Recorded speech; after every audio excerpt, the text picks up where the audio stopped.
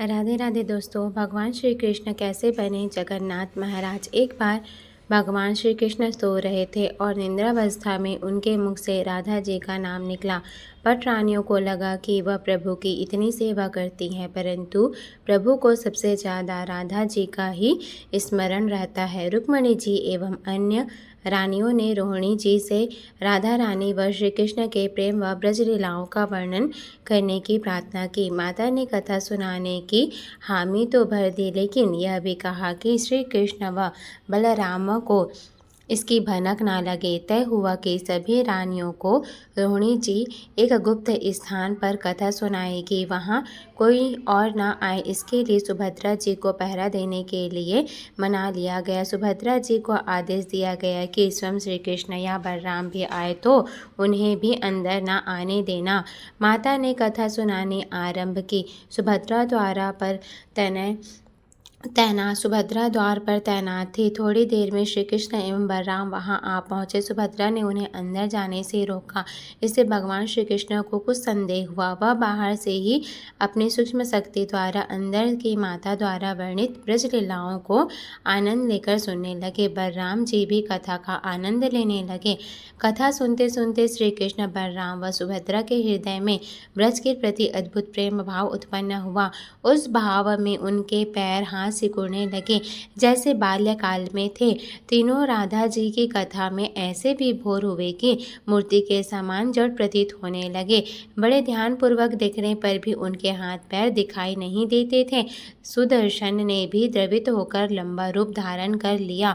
उसी समय देव मुनि नारद वहां आ पहुंचे। भगवान के इस रूप को देखकर आश्चर्यचकित हो गए और निहारते रहे। कुछ समय बाद जब निद्रा भंग हुई तब नारद जी ने प्रणाम करके भगवान श्री कृष्ण से कहा, हे प्रभु, मेरी इच्छा है कि मैंने आज जो रूप देखा वह रूप आपके भक्तजनों को पृथ्वी लोक पर चिरकाल तक देखने को मिले। आप इस रूप में पृथ्वी पर वास करें।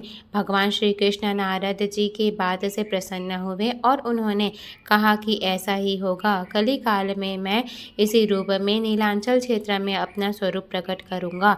कलयुग आगमन के उपरांत प्रभु की प्रेरणा से मालवा राज इंद्रधूम ने भगवान श्री कृष्ण, बलराम जी और बहन सुभद्रा जी की ऐसी ही प्रतिमा जगन्नाथ मंदिर में स्थापित कराई।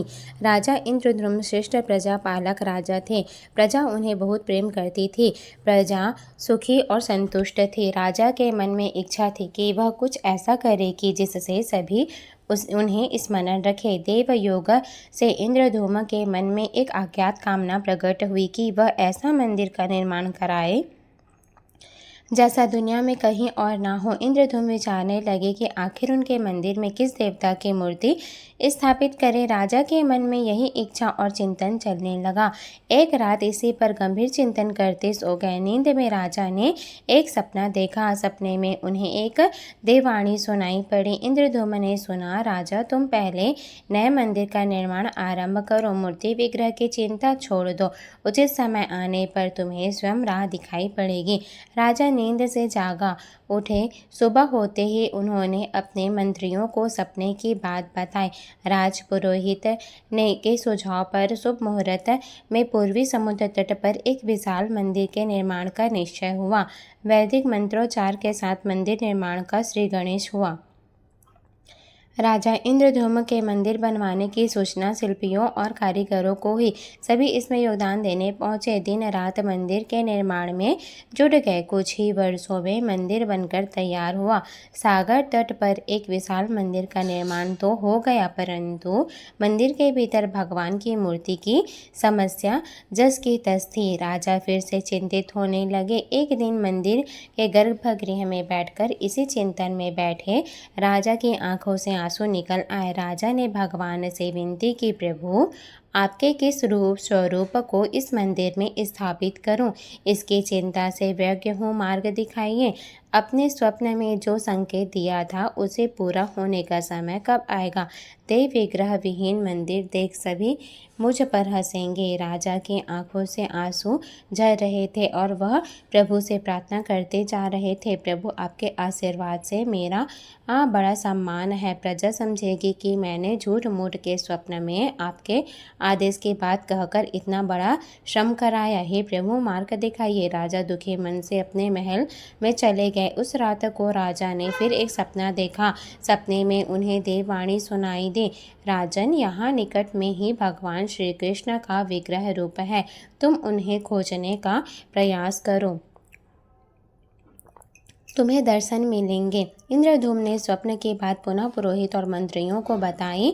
सभी यह निष्कर्ष पर पहुंचे कि प्रभु की कृपा सहज प्राप्त नहीं होगी, उसके लिए हमें निर्मल मन से परिश्रम आरंभ करना होगा। भगवान के विग्रह का पता लगाने की जिम्मेदारी राजा इंद्रधूम्न ने 4 वेदांत पंडितों को सौंप दिया। प्रभु इच्छा से प्रेरित होकर चारों विद्वान चारों दिशाओं में निकले। उन चारों में एक विद्वान थे, विद्यापति। वह चारों में से कम उम्र के थे। प्रभु के विग्रह की खोज के दौरान उनके साथ बहुत से अलौकिक घटनाएं हुई। पंडित विद्यापति पूर्व दिशा की ओर चले। कुछ आगे चलने के बाद विद्यापति उत्तर की ओर मुड़े तो उन्हें एक जंगल दिखाई दिया। वन भयावह था। विद्यापति भगवान श्री कृष्ण के उपासक थे। उन्होंने श्री कृष्ण का स्मरण किया और राह दिखाने की प्रार्थना की। भगवान श्री कृष्ण की प्रेरणा से उन्हें राह दिखने लगी। प्रभु का नाम लेते वह वन में चले जा रहे थे। जंगल के मध्य उन्हें एक पर्वत दिखाई दिया। पर्वत के वृक्षों से संगीत की ध्वनि सा सुरमय गीत सुनाई पड़ रही थी। विद्यापति संगीत के जानकार थे। उन्हें वहाँ मृदंग, बंसी और करताल की मिश्रित ध्वनि सुनाई दे रही थी। यह संगीत उन्हें दिव्य लगा। संगीत की लहरों को खोजते विद्यापति आगे बढ़ चले। वह जल्दी ही पहाड़ी की चोटी पर पहुँच गए। पहाड़ के दूसरी ओर उन्हें एक सुंदर घाटी दिखी जहाँ भील नृत्य कर रहे थे।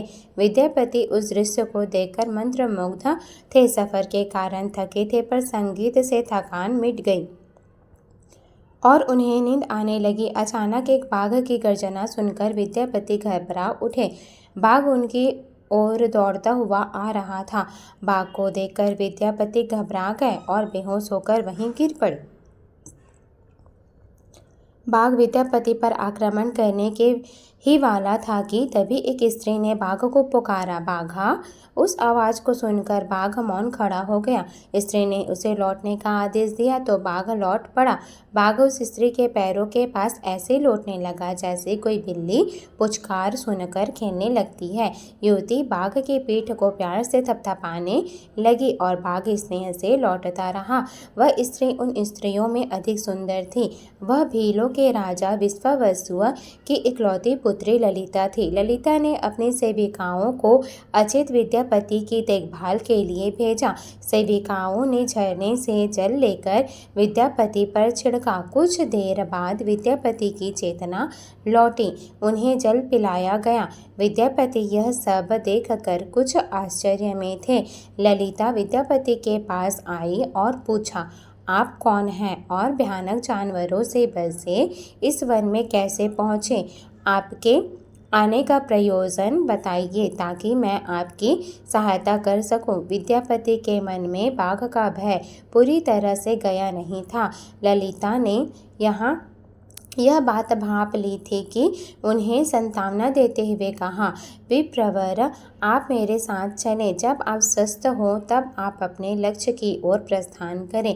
विद्यापति ललिता के पीछे पीछे उनकी बस्ती की ओर चल दिए। विद्यापति भीलों के राजा विश्वावसु से मिले और उन्हें अपना परिचय दिया। विश्वावसु विद्यापति जैसे विद्वान से मिलकर बड़े प्रसन्न हुए। विश्वावसु के अनुरोध पर विद्यापति कुछ दिनों वहां अतिथि बनकर रुके।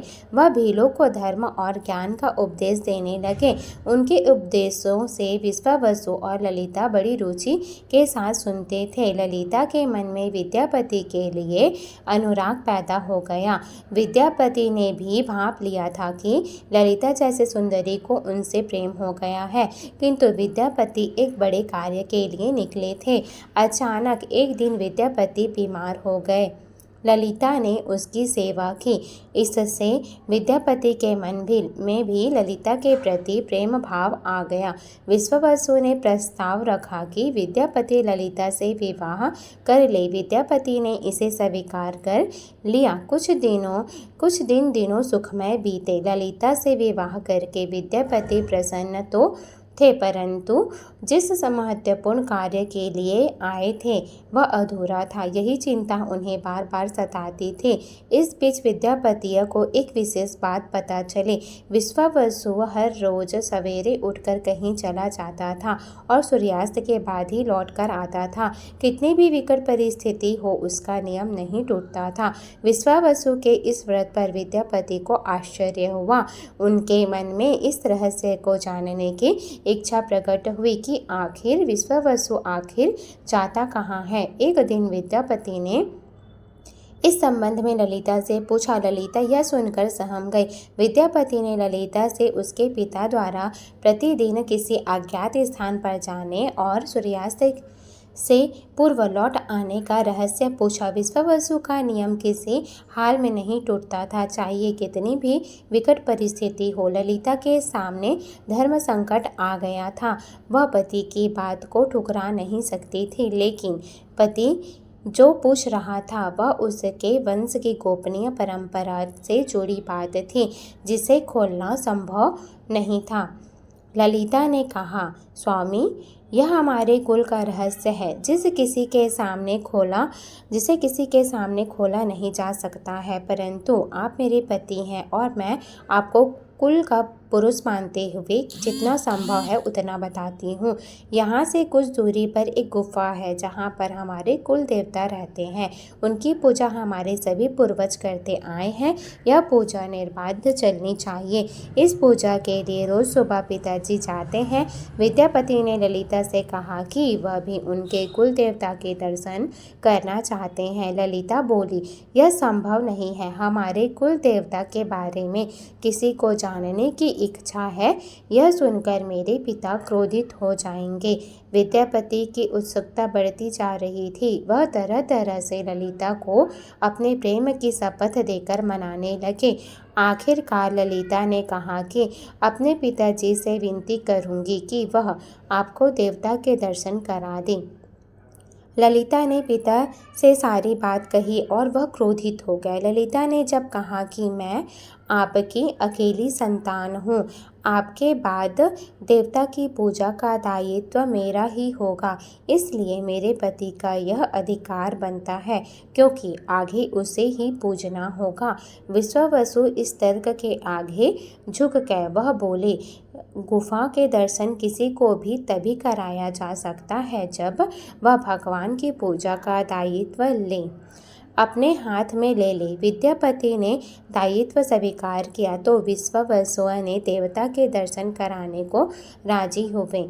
दूसरे दिन सूर्यास्त से पूर्व विद्यापति की आंखों पर काली पट्टी बांधकर दाहिना हाथ पकड़कर गुफा की तरफ ले निकले। विद्यापति ने मुट्ठी में सरसों रख लिया था, जिसे रास्ते में गिराते हुए गए। गुफा के पास पहुंचकर विश्वावसु रुके और गुफा के पास पहुंच गए। विश्वावसु ने विद्यापति की आंखों की काली पट्टी खोल दी। उसे गुफा में नीले रंग का प्रकाश चमक उठा। उस गुफा में नीले रंग का प्रकाश चमक उठा। हाथों में मुरली लिए भगवान श्री कृष्ण का रूप विद्यापति को दिखाई दिया। विद्यापति आनंद मग्न हो गए। उन्होंने भगवान के दर्शन किए। दर्शन के बाद तो जैसे विद्यापति जाना ही नहीं चाहते थे, पर विश्वावसु ने जाने का आदेश दिया। उनकी आंखों पर पट्टी बांधी और दोनों लौट पड़े। लौटने पर ललिता ने विद्यापति से पूछा तो विद्यापति ने गुफा में देखे अलौकिक दृश्य के बारे में पत्नी को बताना भी उचित न समझा। वह टाल गए। यह तो जानकारी हो चुकी थी कि विश्वावसु श्री कृष्ण की मूर्ति की पूजा करते हैं। विद्यापति को आभास हो गया था कि महाराजा ने स्वप्न में जिस प्रभु विग्रह के बारे में देववाणी सुनी है वह इस मूर्ति के बारे में ही थी। विद्यापति विचार करने लगे कि किस तरह इस मूर्ति को लेकर राजधानी पहुंचना होगा। वह एक तरफ से तो गुफा की मूर्ति लेकर जाने की सोच रहे थे, तो वहीं दूसरी तरफ भी राजा और पत्नी के साथ विश्वासघात के विचार से उनका मन व्यथित हो रहा था।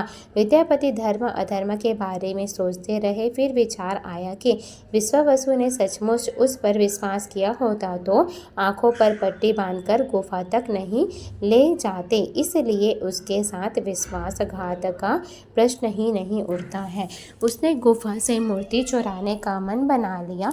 विद्यापति ने ललिता से कहा कि वह अपने माता पिता के दर्शन करना चाहता है, वे उसे लेकर परेशान होंगे। ललिता भी साथ चलने को तैयार हुई तो विद्यापति ने यह कहकर समझा लिया कि वह शीघ्र ही लौटेगा तो उसे भी लेकर जाएगा। ललिता मान गई। विश्वावसु ने उसके लिए घोड़े का प्रबंध किया। अब तक सरसों के दाने से पौधे निकल आए थे। उनको देखकर विद्यापति गुफा तक पहुंच गया। उसने भगवान की स्तुति की और क्षमा प्रार्थना के बाद उनकी मूर्ति उठाकर झोली में रख ली। शाम तक वह राजधानी पहुंच गया और वह सीधा राजा के पास गया। उसने दिव्य प्रतिमा राजा को सौंप दी और पूरी कहानी सुनाई। राजा ने बताया कि कल उसने एक सपना देखा कि सुबह सागर में एक कुंदा बहकर आएगा। उस मूर्ति की नक्काशी बनाकर मूर्ति बनवा लेना, जिसका अंश तुम्हें प्राप्त होने वाला है। वह भगवान विष्णु का स्वरूप होगा। तुम जिस मूर्ति को लिए हो वही भगवान विष्णु का अंश है। दोनों आश्वस्त थे कि उनकी तलाश पूरी हुई। राजा ने कहा, भगवान द्वारा भेजी गई लकड़ी से हम इस प्रतिमा का बड़ा स्वरूप बनवा लेंगे। तब तुम अपने ससुर से मिलकर उन्हें मूर्ति वापस दे देना। उनके कुल देवता का इतना बड़ा विग्रह एक भव्य मंदिर में स्थापित देखकर उन्हें खुशी होगी। दूसरे दिन सूर्यास्त से पूर्व राजा विद्यापति और मंत्रियों को लेकर सागर तट पर पहुंचे। स्वप्न के अनुसार एक बड़ा कुंदा पानी में बहकर आ रहा था। सभी उसे देखकर प्रसन्न हुए। कई नावों में बैठकर राजा के सेवक उस कुंदे को खींचने पहुंचे। मोटी मोटी रस्सियों से बांधकर उस कुंदे को खींचने लगे, लेकिन कुंदा टस से मस न हुआ और लोग भेजे गए, लेकिन सैकड़ों लोग और नावों का प्रयोग करके भी कुंदे को हिलाया तक नहीं जा सका। राजा का मन उदास हो गया। सेनापति ने एक लंबी सेना कुंदे को खींचने के लिए भेज दी। सारे सागर में सैनिक ही सैनिक नजर आने लगे, लेकिन सभी मिलकर भी कुंदे को अपने स्थान से हिला भी ना सके। सुबह से रात हो गई। अचानक राजा ने काम रोकने का आदेश दिया। उसने विद्यापति को अकेले में ले जाकर कहा कि वह समस्या का कारण जान गया है। राजा के चेहरे पर संतोष के भाव थे। राजा ने विद्यापति को गोपनीय रूप से कहीं चलने की बात कही। राजा इंद्रद्युम्न ने कहा कि अब भगवान का विग्रह बन जाएगा, बस एक काम करना होगा। राजा इंद्रद्युम्न को भगवान की प्रेरणा से समझ आने लगा कि आखिर प्रभु के विग्रह के लिए जो लकड़ी का कुंदा पानी में बहकर आया है वह हिलडुल भी क्यों नहीं रहा है। राजा ने विद्यापति को बुलाया और कहा कि तुम जिस दिव्य मूर्ति को अपने साथ लाए हो उसकी अब तक जो पूजा करता आया है उससे तुरंत भेंट करके क्षमा मांगनी होगी। बिना उसके स्पर्श के यह कुंदा आगे नहीं बढ़ सकता है। राजा इंद्रद्युम्न और विद्यापति विश्वावसु से मिलने पहुंचे। राजा ने पर्वत की चोटी से जंगल को देखा तो उसकी सुंदरता को देखते ही रह गए। दोनों भीलों की बस्ती की ओर चुपचाप चल दिए। इधर इन विश्वावसु अपने नियमित दिनचर्या के हिसाब से गुफा में अपने कुल देवता की पूजा के लिए चले। वहां प्रभु की मूर्ति गायब देखी तो वह समझ गए कि उनके दामाद ने ही छल किया है। विश्वावसु लौटे और अपनी बेटी को सारी बात बता दी। विश्वावसु पीड़ा से भरा घर के आंगन में पछाड़ खाकर गिर गए। ललिता अपने पति द्वारा किए गए विश्वासघात से दुखी थी और स्वयं को इसका कारण मानती थी। पिता पुत्री दिन भर विलाप करते रहे। उन दोनों ने अन्न का एक दाना भी न छुआ। अगली सुबह विश्वावसु उठे हैं और सदा की ही अपनी दिनचर्या का पालन करते हुए गुफा की तरफ निकल पड़े। वह जानते थे कि प्रभु का विग्रह वहाँ नहीं है, फिर भी उनके पैर गुफा की तरफ खींचे चले जाते थे। विश्वावसु के पीछे ललिता और उनके रिश्तेदार भी चले। विश्वावसु गुफा में पहुँचे जहाँ भगवान की मूर्ति होती थी। उस चट्टान के पास हाथ जोड़कर खड़े रहे और फिर उस ऊंची चट्टान पर गिर गए और बिखला कर रोने लगे। उनके पीछे प्रजा भी रो रही थी। एक भील युवक भागता हुआ गुफा के पास आया और बताया कि उसने महाराजा और उसके साथ विद्यापति को बस्ती की ओर आते हुए देखा है। यह सुनकर सब चौंक उठे। विश्वावसु राजा के स्वागत में बाहर आए, लेकिन उनकी आंखों में आंसू थे। राजा इंद्रद्युम्न विश्वावसु के पास आए और उन्हें अपने हृदय से लगा लिया। राजा बोले, भीलराज, तुम्हारे कुल देवता की प्रतिमा का चोर तुम्हारा दामाद नहीं, मैं हूँ। उसने तो अपने महाराजा के आदेश का पालन किया है। यह सुनकर सब चौंक उठे। विश्वावसु ने राजा को आसन दिया। राजा ने उस विश्वावसु को शुरू से अंत तक की पूरी बात कह सुनाई कि आखिर क्यों यह सब करना पड़ा। फिर राजा ने अपने स्वप्न और जगन्नाथपुरी में समुद्र तट पर मंदिर के निर्माण की बात कह सुनाई। राजा ने विश्वावसु से प्रार्थना की कि भील सरदार विश्वावसु, कई पीढ़ियों से आपके वंश के लोग भगवान की मूर्ति को पूजते आए हैं। भगवान के उस विग्रह के दर्शन सभी को मिले, इसके लिए आपकी सहायता चाहिए। ईश्वर के द्वारा भेजे गए लकड़ी के कुंदे से बनी मूर्ति के भीतर हम इस दिव्य मूर्ति को सुरक्षित रखना चाहते हैं। अपने कुल की प्रतिमा को पुरी के मंदिर में स्थापित करने की अनुमति दो। उस कुंदे को तुम स्पर्श करोगे तभी वह हिलेगा। विश्वावसु राजी हो गए। राजा सब परिवार विश्वावसु को लेकर सागर तट पर पहुंचे।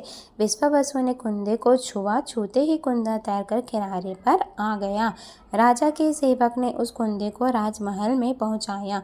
अगले दिन मूर्तिकार और शिल्पियों को बुलाकर राजा ने मंत्राण की, आखिर इस कुंदे से कौन सी देव मूर्ति बनाना शुभ होगा। मूर्तिकारों ने कह दिया कि वे पत्थर की तो मूर्ति बनाना जानते हैं, लेकिन लकड़ी की मूर्ति बनाने का उन्हें ज्ञान नहीं है। एक नए विघ्न के पैदा होने से राजा फिर चिंतित हो गए। इस समय वहाँ एक बूढ़ा आदमी आया। उसे राजा से कहा कि इस मंदिर में आप भगवान श्री कृष्ण की और उनके भाई बलभद्र तथा बहन सुभद्रा के साथ विराजमान करें। इस देव योग का यही संकेत है। राजा को उस बूढ़े व्यक्ति की बात से सांत्वना तो मिली, लेकिन समस्या यह थी कि आखिर मूर्ति बने कैसे। उस बूढ़े ने कहा कि मैं इस कला में कुशल हूँ, मैं इस पवित्र कार्य को पूरा करूँगा और मूर्तियाँ बनाऊंगा, पर मेरी एक शर्त है। राजा प्रसन्न हो गए और उनकी शर्त पूछी। बूढ़े शिल्पकार ने कहा कि मैं भगवान की मूर्ति का काम एकांत में करूंगा। मैं यह काम बंद कमरे में करूंगा। कार्य पूरा होने के बाद मैं स्वयं दरवाज़ा खोलकर बाहर आऊँगा। इस बीच मुझे कोई नहीं बुलाएगा। राजा सहमत तो थे, लेकिन उनको एक चिंता हुई और बोले, यदि आपके पास कोई नहीं आएगा तो ऐसी हालत में आपके खाने की व्यवस्था कैसी होगी। शिल्पी ने कहा, जब तक मेरा काम नहीं होता तब तक मैं कुछ खाता पीता नहीं हूँ। राजा मंदिर के एक विशाल कक्ष में उस बूढ़े शिल्पी ने स्वयं को 21 दिनों के लिए बंद कर दिया और काम शुरू कर दिया। भीतर से आवाज़ें आती थीं। महारानी गुड़ीचा दरवाजे से कान लगाकर अक्सर छीनी हथौड़ी की आवाज़ सुना करती थी। महारानी रोज की तरह कमरे के दरवाजे से कान लगाकर खड़ी थी। 15 दिन बीते ही थे कि उन्हें कमरे से आवाज़ सुनाई पड़नी बंद हो गई। जब मूर्ति कार्य के काम करने की आवाज़ ना पड़ी तो रानी चिंतित हो गई। उन्हें लगा कि वित्त आदमी है, खाता पीता नहीं है, कहीं उसके साथ कुछ अनिष्ट तो नहीं हो गया है। व्याकुल होकर रानी ने दरवाजे दरवाजे को धक्का देकर खोला और भीतर झांककर देखा। महारानी गुड़ीचा देवी ने इस तरह मूर्तिकार को दिया हुआ वचन भंग कर दिया। मूर्तिकार अभी भी मूर्तियां बना ही रहा था, परंतु रानी को देखते ही वह अदृश्य हो गए। मूर्ति निर्माण का कार्य अभी तक पूरा नहीं हुआ था। हाथ पैर का निर्माण पूर्ण नहीं हुआ था। विद्य शिल्पकार के रूप में स्वयं देवताओं के शिल्पी स्वयं विश्वकर्मा आए थे। उनके अदृश्य होते ही मूर्तियां अधूरी रह गई। इसी कारण से ही मूर्तियां आज भी वैसे ही हैं। उन प्रतिमाओं को ही मंदिर में स्थापित कराया गया। कहते हैं कि विश्वावसु संभवतः उस जरा बहल्य का वंशज था जिसने अनजाने में भगवान श्री कृष्ण पर तीर से वार किया था। विश्वावसु भगवान श्री कृष्ण के पवित्र अवशेषों की पूजा करता था। वे अवशेष मूर्तियों में छुपाकर रखे गए थे। विद्यापति और ललिता के वंशज, जिन्हें दैत्यपति कहते हैं, उनका परिवार ही यहाँ अब तक पूजा करता था। वीडियो देखने के लिए आपका धन्यवाद। वीडियो अच्छी लगी हो तो वीडियो को लाइक करें और हमारे चैनल ज्ञान की बात विद तृप्ति को सब्सक्राइब करना ना भूलें। धन्यवाद। वीडियो देखने के लिए आपका धन्यवाद। राधे राधे। जय श्री कृष्ण। जय जगन्नाथ।